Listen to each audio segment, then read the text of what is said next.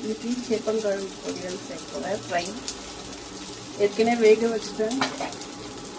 உப்பு போட்டுட்டேன், இருந்தாலும் கொஞ்சம் லைட்டாக போட்டுக்கிறேன். கொஞ்சம் நேரம் இருந்தால் போதும், ஏன்னா நான் ஏற்கனவே பாயில் பண்ணிட்டேன்.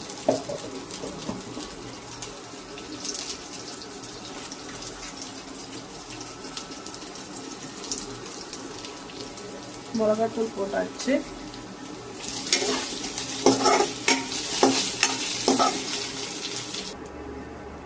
கொஞ்சம் மஞ்சத்தூளும் தனியா பவுடரும் சேர்த்து ஆட் பண்ணிக்கிட்டேன்.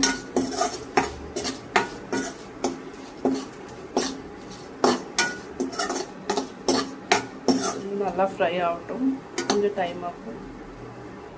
ஒரு 2 minutes ஃப்ரை ஆகட்டும். அதுக்கப்புறம் அவ்வளோதான். நான் தயிர் சாதத்து கூட சாப்பிட போகிறேன். Okay, bye. Have a great day.